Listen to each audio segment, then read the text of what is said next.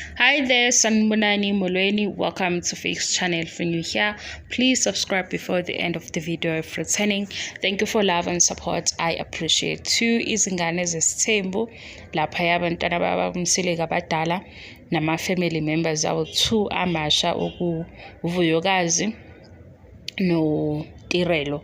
Ngiyababala ke family members manje because laba bazoba nabantwana o sebenabantwana no Mpumelelo okuyindodana kababumseleku nomayeni. So uTirelo ugelo obukeka ehlupha lapha ku TV show ube negama alipha uvuyokazi wathi uQueen Elizabeth. Kodwa ke asizokusho uElizabeth lo wayana because angizosifaka isithombe saQueen Elizabeth because ugogo osewadlula emhlabeni inhlonipho ngiyayilahla kodwa ngibuye ngiyibambe yayibole yonto so abantu abanye basayibonanga ke omunye esejwayela kabi omunye azambize ngoQueen Elizabeth angazi singatshintsha kanjani leli gama ukuze ukuze abanye bengacabanga ukuthi ngidelela umuntu omdala. So social media Niyahlupha ke beza abanye bathi phela yena ye uRachel Kunutu abazosikimisa bazomkhumbula umntwana uSiliya Kunutu. Lo mntwana wayehlupha wagcina sebaleya nayilanga lakhe lomshado washada nobaba omdala because uthi yena akafune ukuhlupheka akafune ukuxakeka yikho eshada nalesa sigebengu saloya baba. Ibehavior yaRachel ke ngiyayikhumbula lapha yakwiskimi sami. Angazi ukuthi uTirelo nimbiza ngoMaNkunutu ngoba ehlupha naye, nimbiza ngoRachel ngoba ehlupha noma nina nikwezinye ingqondo angazi.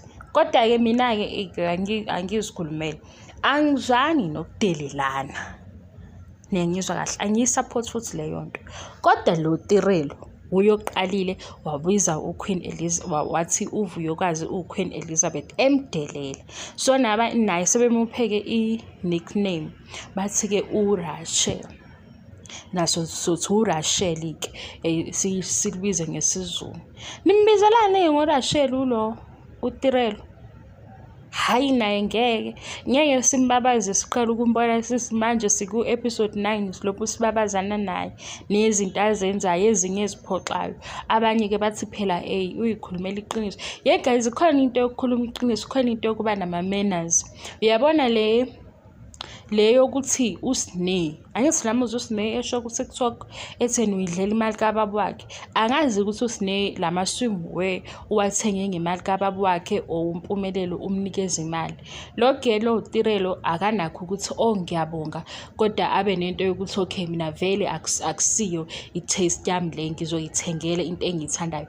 Uzotshela uSne la and akekho omnakile uthi yena akayithandile swimwear angazi lento injani. uSne uyasho ukuthi isizathu sokuthi ngikuthengele into ekanje bengicabangela ukuthi nomntwana abe right, bengicabangela ukuthi nje into ezoba comfy kuwe. Akayizwa ke uTirelo ngoba phela uSne umkhethele nje akusona istyle sakhe. Okokuqala why azo undermine uSne thina simuzwa azothina akusona istyle sakhe. Manje uSne bese kufanele aphithizele mhlambe ku social media wakhe ebheka istyle sakhe ukuze azomthengela into ayithandayo.